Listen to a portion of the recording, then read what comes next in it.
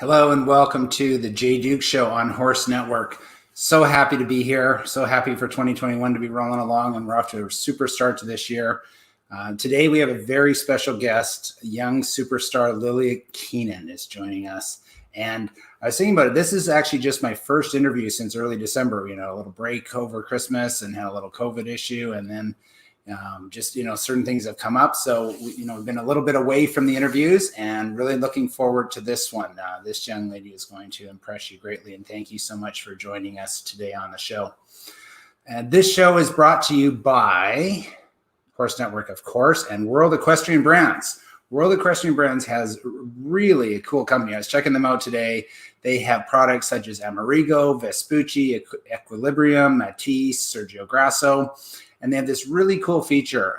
It's their outlet and their like new sections. And if you check it out, the savings were up to, like I saw some stuff, up to 80% off and in really great condition. So, check out World Equestrian Brands. They are really an interesting company. They are a proud sponsor of today's guest, Lillie Keenan.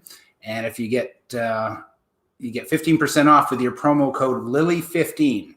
And that is good to the end of February. So not only do they have great prices and great products, you can get an extra 15% off.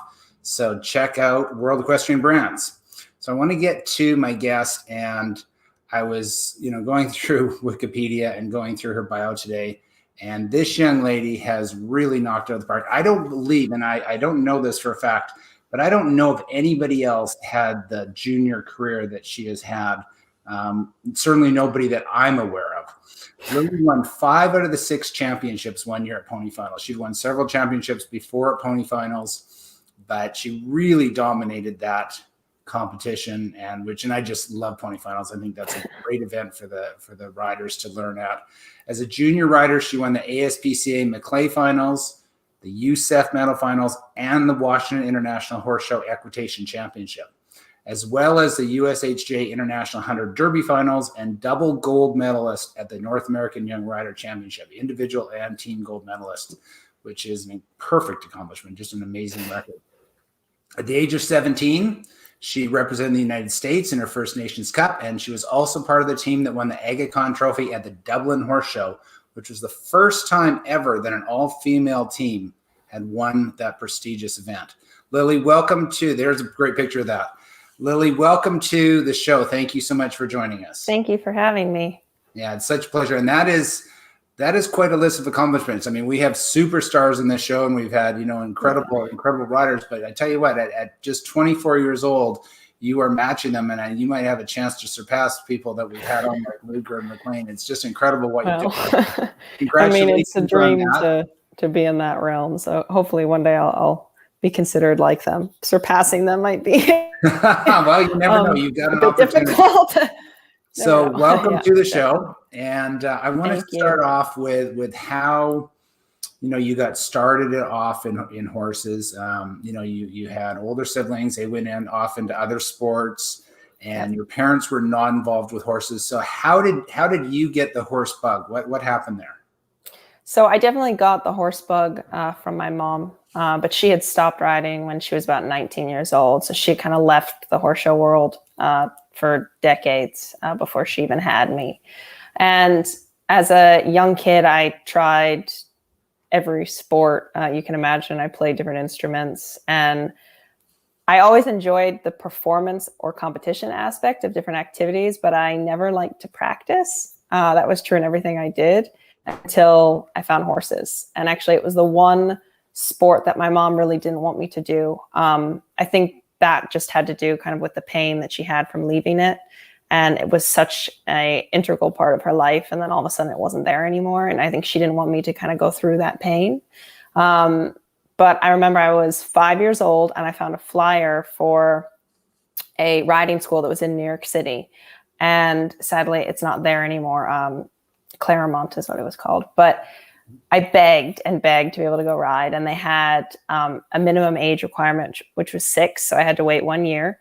And on my 6th birthday, my mom took me, and I got on a pony for the first time. I always loved animals, and even like as a really small kid, I had like a rocking horse, and there were definitely in hindsight some hints that that's what I was going to want to do. But that's really when it started for me.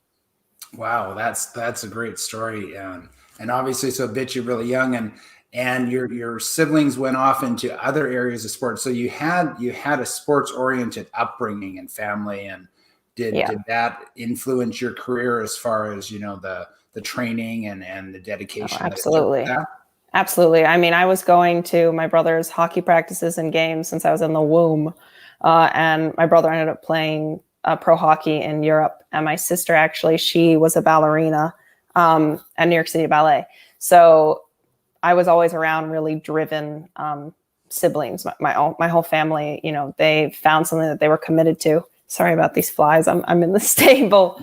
But yeah, so I always was with kind of my siblings going to whatever event that they had. And my parents really are the ones that made that possible. They sacrificed everything to make sure that whatever we wanted to pursue, we had every opportunity to do so.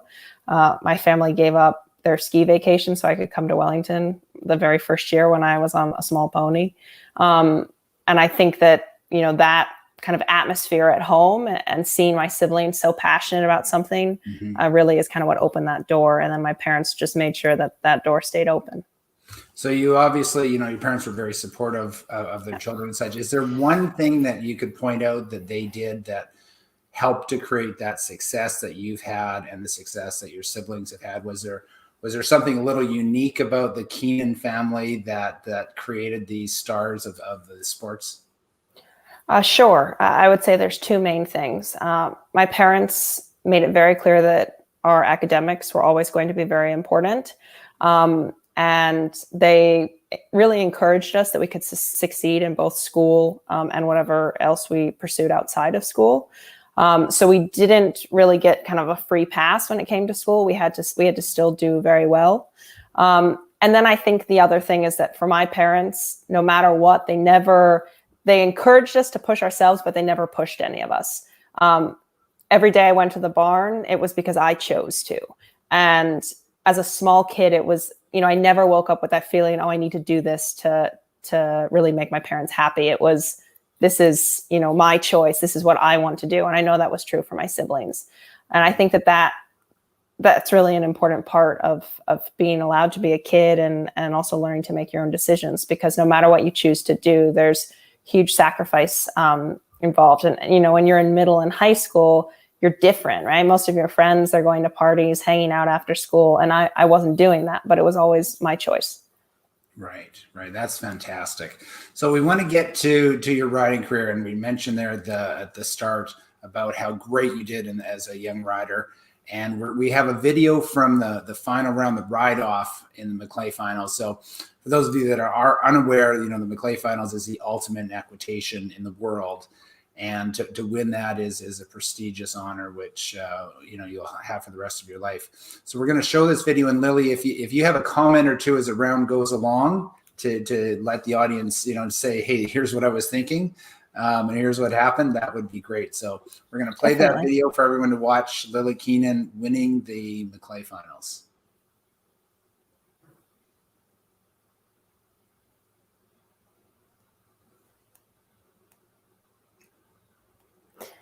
So the horse that I had in this event was Clearway. He was owned by my trainer, Andre Dignelli of Heritage Farm. I would say one of my huge advantages as a junior was the team that I rode with at Heritage. I was there from when I was 7 until I was 18. And they really fought for me to get every opportunity to ride different kinds of ponies and horses. And it's rare that you hear of a junior rider that can stay with one coach for so long. And they really brought me from my very first horse show in the children's ponies all the way to my first Nations Cup event. So I was lucky I got to ride such a special horse that Andre owned. This was the final test. I was not coming back in first. I was coming back in second place, and we had no stirrups. They read us the test when we were lined up, and we had to face outside of the ring, so we couldn't watch each other. And that was really the most difficult part of the test right there. You had to demonstrate 2 changes of lead, and you had your own choice if you're going to do flying or simple. I chose simple because we really only had a very limited number of strides, and I tried to use the space. But I think that round was a testament of years of working with Heritage and the confidence and precision that they really taught me. And then of course, also having such a special horse.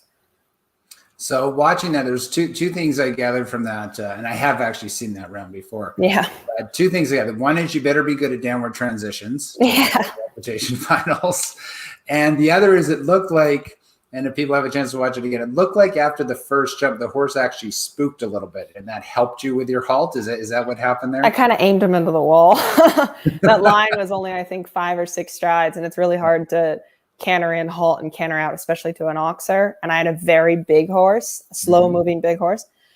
So I always, whenever I had a test, I really tried to think of where can I give myself kind of an advantage? Where can I give myself a little extra room? For me, goodness, this fly really loves me.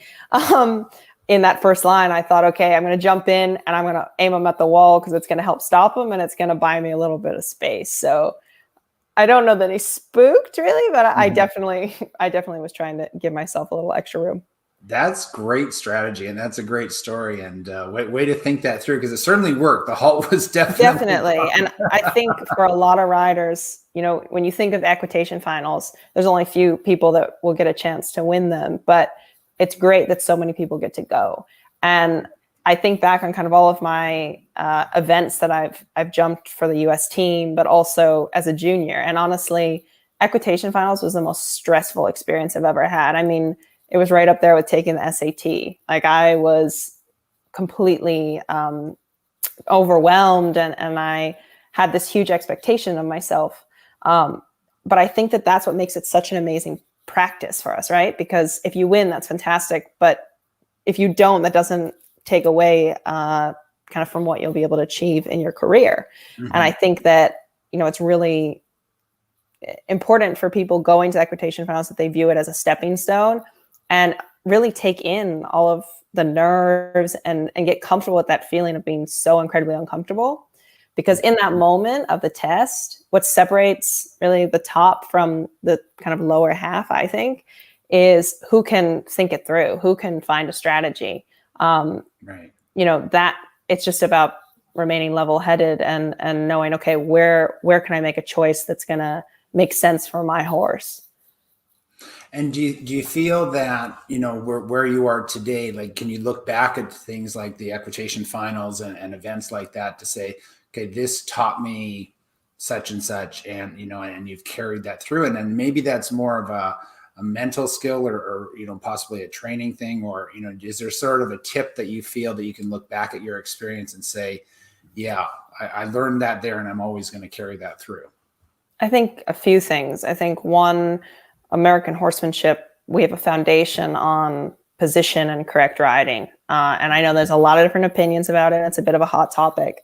I feel pretty strongly that the basis of correct position and riding really is what separates our riders at a high level and allows them to be so consistent, right? If you think of some of the best riders in the world, most of them have a relatively conventional style. And then you have outliers, right? You have some people that are just have unnatural like abilities. And you just think, how are they able to do that? And it looks kind of different. But I always ask myself, that person is so good with such a eccentric way. What if it had been harnessed and maybe applied in a little bit more of a traditional style? Imagine how much better they could have been, right? And okay, there's a spectrum. You don't want to take away someone's natural feeling.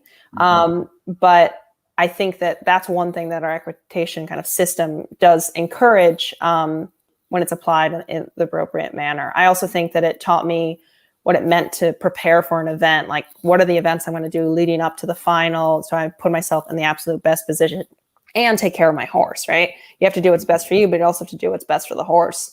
So I think that's another valuable lesson. And then dealing with pressure. I mean, you watch hundreds and hundreds of riders jump the same course over and over and over again. And you're going to see people make mistakes you didn't even imagine you can make yourself. And if you focus on that too much, you'll drive yourself nuts. Right. So I think dealing with that, like the buzz when you go in the ring, there's so many people that are watching and anxious themselves, and that, you know, you feed off of that, and so does the horse. So I think that it's a combination of all those things, and it's really the experience, not necessarily the win, because the win just proved, okay, I was able to overcome it, but it also was just a testament to I had the best team around me. But but I think it's really the experience that gave me the most. And you mentioned that you had a long-time relationship with Andre Dinelli and his team. And would you say that, that'd be the way to go for a young rider? Like, let's say, okay, you're a parent and you're watching this show, and, their daughter's 12 years old and they're, hooked on ponies, and they really want to try to have the best career possible for them. Would you recommend saying, find a program that works for you and stick with it? Do you think would you say that would be a good strategy, or how do you feel that influenced you? For me, I think that it had the strongest, really positive influence on my career thus far. I think that for each individual, they have to find what works for them. I would recommend Andre and Patricia and their whole team at Heritage to every young rider. But it's also, they're in New York. That's not necessarily accessible for everyone. So I think finding a program that works for you and is close enough to home. My mom drove me after school Tuesday through Friday every single day without fail directly to the barn. And I'd have 2 or 3 lessons in the evening, and every Saturday and Sunday. So she gave up everything so that I could do that. Obviously, that was a huge sacrifice. And I couldn't drive myself. I mean, I started going when I was 7 years old. I think that, with my 2 first ponies, it's Flora that looks really angry and Magic. But for me, having that foundation, I mean, that barn really became my family. And I think the most invaluable thing from that experience and finding a program that works for you and sticking with it, obviously, as long as it makes sense, is Andre and Patricia.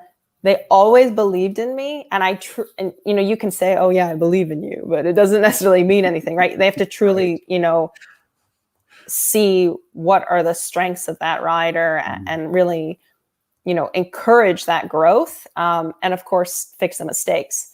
But also, I think the other really important lesson of that, and my parents were the same way. They didn't tell me that I was great if I wasn't, and I think a lot of people, you want to encourage young riders and young people, and no matter what they do. But if you tell someone that they're always perfect, they're never going to be able to learn to take criticism, right? And that's a really important part of learning any skill. And I wasn't allowed to just get away with kind of, mediocrity. I think that made a difference for me as a young rider, and I think it's something that has stuck with me today. Wow, that's great. Tell us what it was like. You're 17 years old and you get named to represent the United States of America in an international competition, on a Nations Cup team. Right. What was that emotion and what was that phone call like for you? Well, I had a really incredible horse. His name was Pumped Up Kicks. Emil Hendricks found him for me with Andre. And I remember kind of the beginning of that year, and I really wanted to go to Europe. I wanted to kind of see the bigger world of show jumping. And I got to go to Ascona, and then I got to jump a 3-star Nations Cup in Bratislava. And when I found that out, for me, it was like this aha moment. I'm going to be able to take a step into the big leagues, and this is what I've always dreamed of doing. I think going to Europe that year, and it was so eye-opening, like the culture and just the people, and seeing like this whole other side of the world. We're so lucky with what we do because we literally travel the world. And there's very few professions that allow you to do that. And that's a huge part of what we do.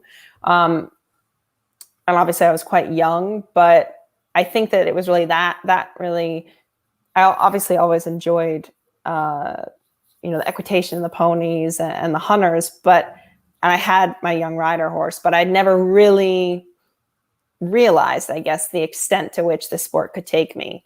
I remember being, I think, 13 and watching a Saturday night Grand Prix in Wellington. I thought, I'm never going to jump that big. So I also had my hesitations, but at that stage I had a very special horse. And after kind of doing that tour, I realized like, this is what I want to do. This is what, really is my motivation every day I wake up, and I just want to be doing it all the time. Pushing myself so outside of my comfort zone and being able to compete at some of the shows that I've always watched online. I think for me, that was just the beginning of hopefully what's a really long career. What was the hardest thing about transitioning to the professional circuit and competing? So, as a junior, you were, right at the top, no question. Everybody was chasing you for the most part for your entire junior career. And now all of a sudden you're up against people which have more experience than you do, and been in the ring and have a better record than you do. And we're just better. Yeah, we're just better. Yeah. And now you're just another person, Yeah. at that level. So what was the hardest thing about that, and how did you deal with that? So I went from being a shark in a pond to a minnow in an ocean. I mean, I was nobody except that kid that like won a lot in equitation. And I think that I knew that was coming. When I was 17, I still had another junior year, but I didn't want to show in any of the junior divisions because I felt like I've done that and I need to now push myself.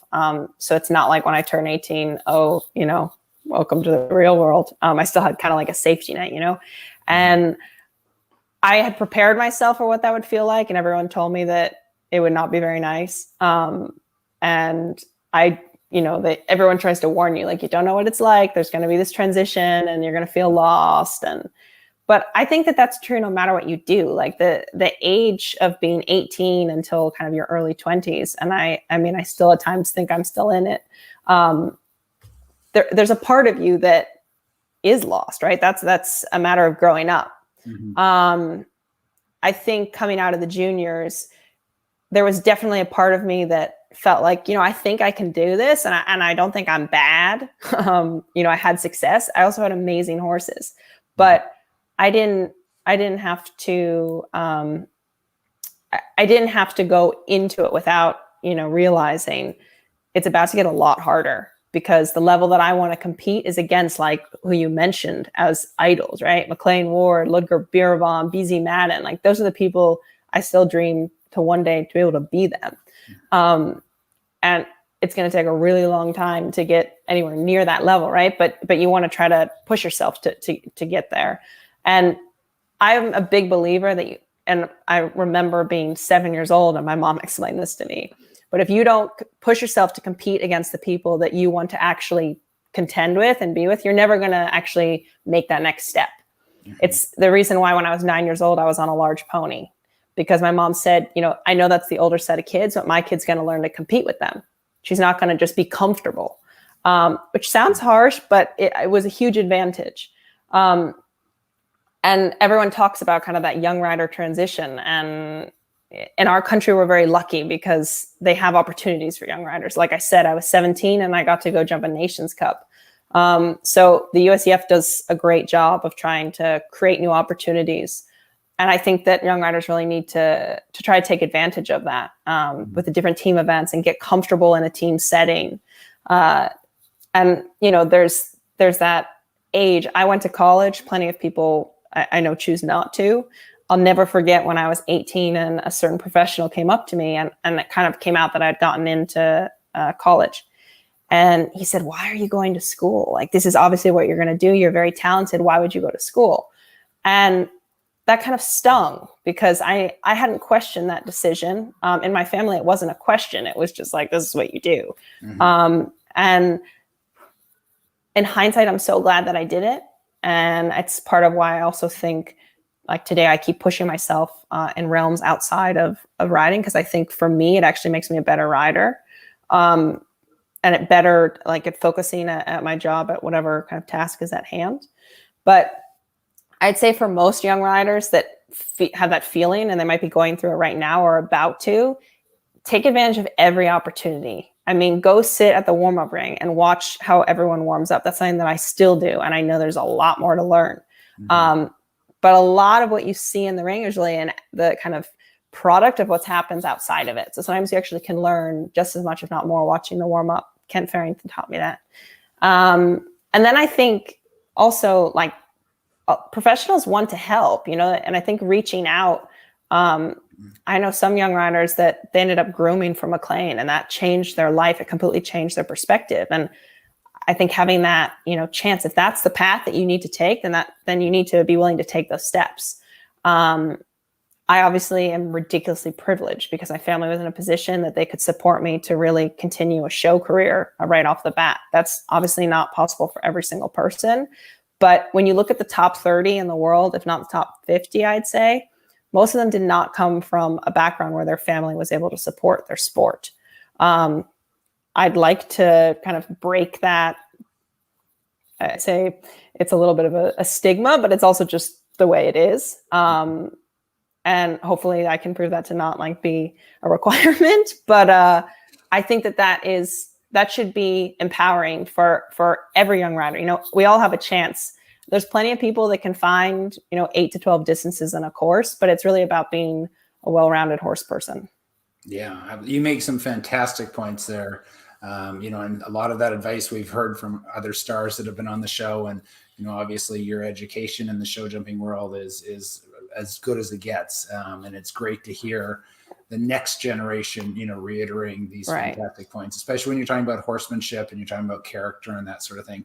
I do have, and you do have a lot of other things going on, and we're going to get to that, but I do have one more horse part, and I want to talk about the Nations Cup in Dublin. Being part of that all ladies team that won there. It's such a prestigious horse show, so much history, and such a top talented team that you were on there. That's incredible. Absolutely. So just tell the audience what it was like to have that experience. So jumping the Nations Cup in Dublin, I actually went to the event thinking I was going to compete with a different horse. And I changed my mind kind of the last minute, and I ended up jumping Super Sox. To anyone that's at all familiar with my career, he's a name that you probably would know. But for those that aren't, Super Sox was a horse I bought at 8 years old. And he was a little bit the horse that no one truly knew what he was going to end up accomplishing. So I grew with him. And that was so special because when I bought him, it wasn't obvious what he was going to make happen for me. And he's a horse that I like to say he jumped from heart, not from raw talent or ability. He's not some horse that had an unreal bloodline that you thought, that thing's obviously going to be a 1.60 meter horse. And he really taught me the importance of partnership. And going to Dublin and choosing then that I was going to ride him was just because I knew no matter what, I could trust him and he was going to fight for me. Those 2 rounds were probably the 2 rounds I've fought hardest thus far in my career, and to have a horse that just fought just as hard. Mm-hmm. I think that's part of what makes our sport so unique, right? Is that you're working with an animal and they can either want to do it or not want to do it. And he's a horse I truly believed loved his job. And I think that he did what he did for me because of our partnership. I was very lucky when I went to Dublin because I was the rookie. I had by far the least experience out of the women on the team. And all 3 women, Laura Kraut, Lauren Huff, and Beezy Madden, are women that I think we all look up to in the sport. And to be able to be the first all-female team is all the more meaningful. That was the first time I won a 5-star Nations Cup. And my score counted. I was an integral part of that team. And all of those women made me feel like I belonged. And I think that's so important. Our sport, women compete on an even playing field with men. And I think that there's a lot of finesse and talent that sometimes might be looked over in preference for strength. But I believe in the partnership when it comes to horsemanship. And I think that that's a testament to how good female riders really are. Absolutely. And it's such a unique sport in that way. And it is great to see. And it's one of the things I love about it. Speaking about role models, so there you were riding with 3 future Hall of Famers. No question about that. And just such a great experience, and so much you must have learned from it. But talking about the character of those riders, and I know all 3 of those ladies well, and then they really are top in character. It doesn't get any better than that. At your age, you're 24 years old, and you seem to have kind of taken on the mantle and taken on the role of role model for many people in the sport. And you're, honestly, you're very young to have done that, but you've done a great job of it. I know, my daughter, she just adores you and worships you, and, she knows everything about you. And that is the case for so many young people in the sport. So what is it in it, that made you do that? Just say, hey, I want to be that bright light for these other kids. I want to set an example. Like, there's not a lot of 24-year-olds that really have that on their mind. So what is it that separates Lillie Keenan that way? And you just like, hey, I'm going to be a positive influence to others. I think part of that is the way that I was raised. My siblings are quite a bit older than me.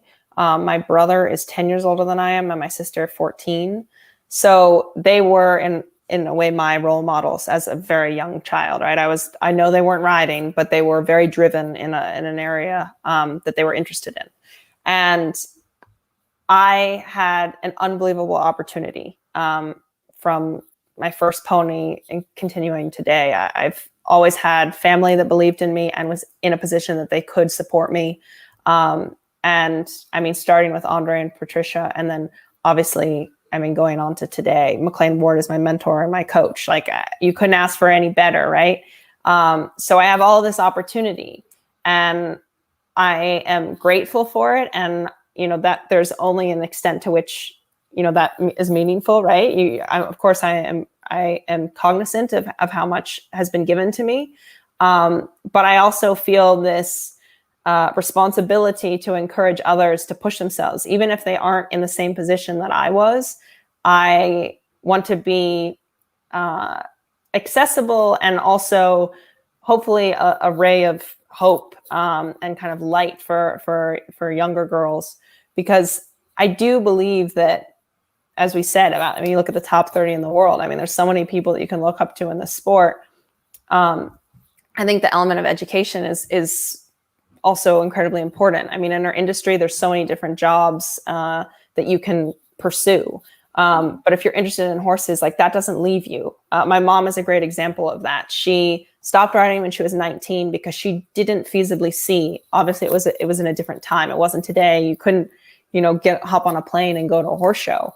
And for her, she gave it up. And I know that that's something that she definitely regrets. And I'm so lucky that, she did have the horse bug, because today, I mean, she helps flat my horses, and she's an integral part of my team. And she's really someone that pushed me to always believe in myself and to push myself. So I think that, it's not like I envisioned, I'm a role model, but it's very kind that you say that. And I hope that I can be a positive image for young people, but also for parents that feel like, I'm giving so much for my kid. I'm giving up so much that they can do this. Is this something that's really going to help them feel like a fulfilled individual as they get older and grow up? And I really hope that I can be proof of that it's worth it. Wow, kudos to you, and that it's just great to see, everything that you're doing.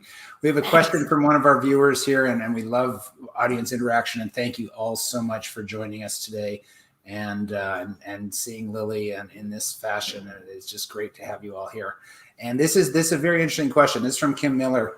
Curious if there are things you learned from those women. So speaking about the team in Dublin.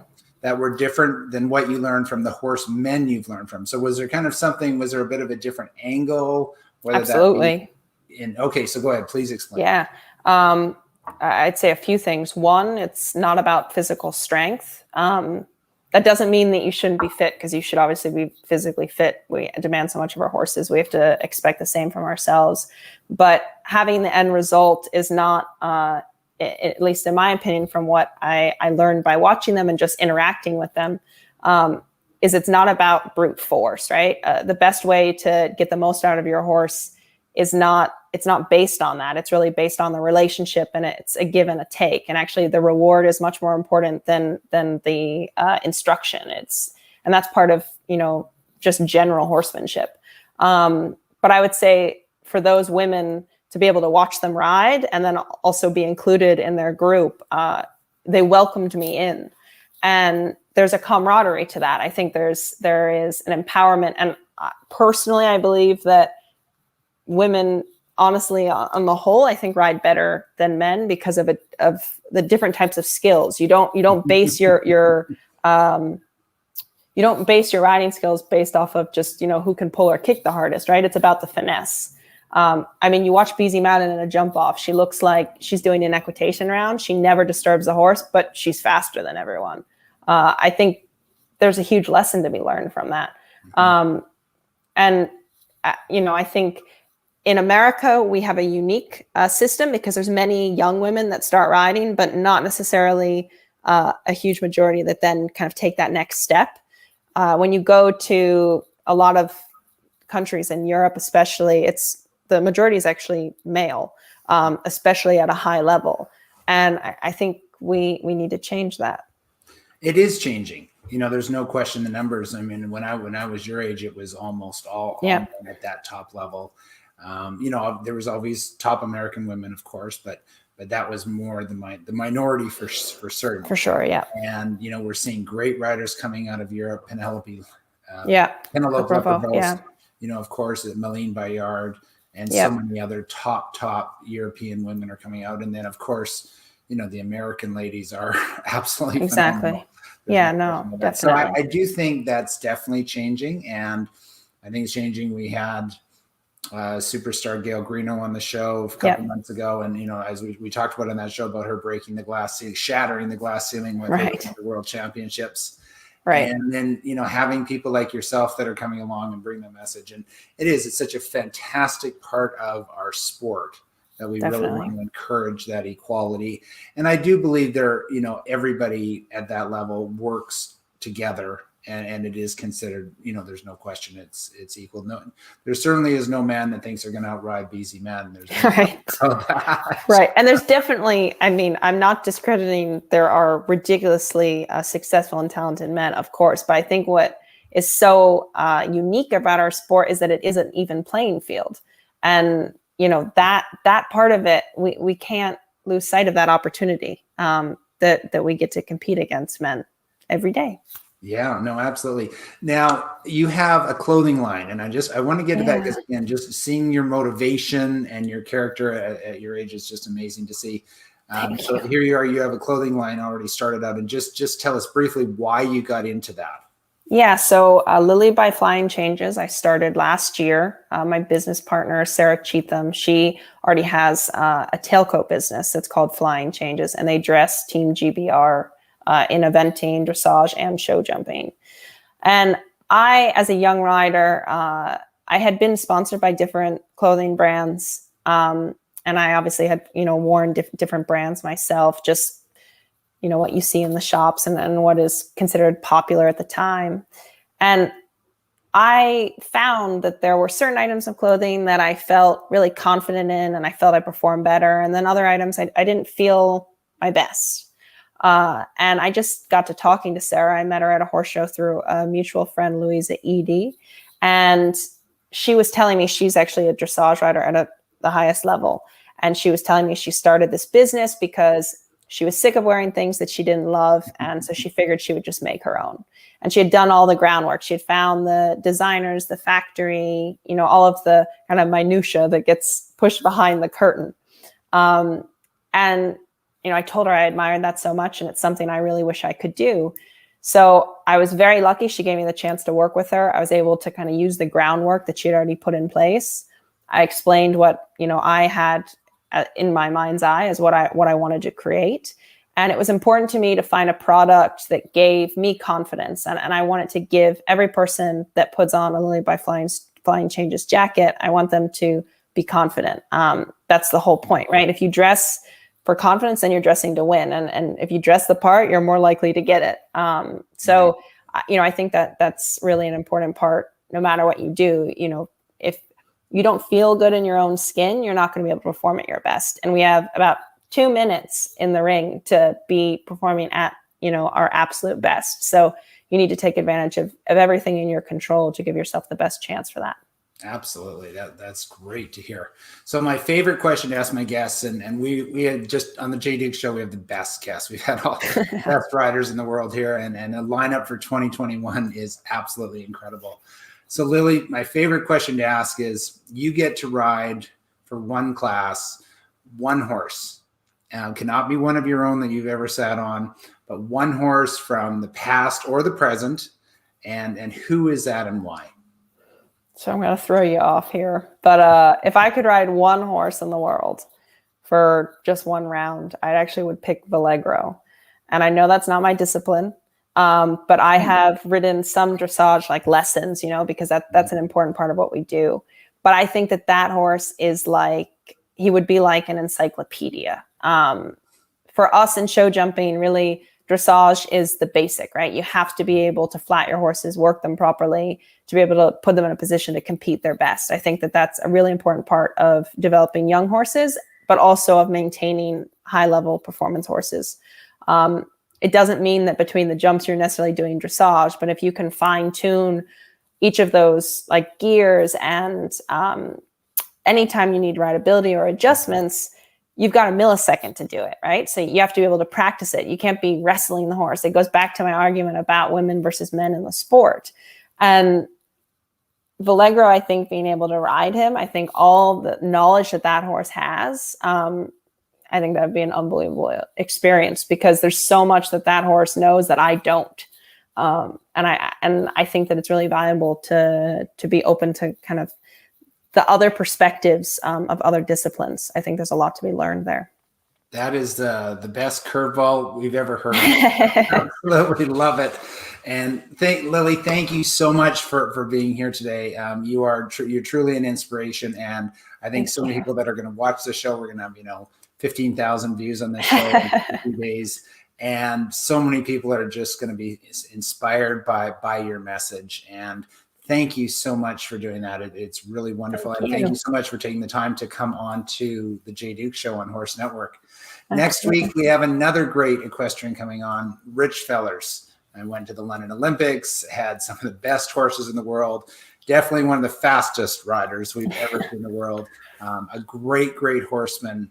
Cannot wait to speak with him. And that's going to be really a pleasure to speak with Mr. Fellers. I want to thank World Equestrian Brands for being here. Use your 15% off promo code Lillie15. That's good to the end of February. And that will give you an additional 15% discount on brands such as Amerigo, Vespucci, Equilibrium, Matisse, Sergio Grasso. And check out their outlet and new sections. It's really a cool company. They have great products and great prices. So check them out. I want to thank Carly Sparks. She is the magic behind the scenes, makes this all happen. And thank you so much to Horse Network for making all of this possible. I greatly appreciate it. And it's so much fun to do and meet people like Lillie. Everyone, have a great week. And as always, respect the horse and ride safely. Take care.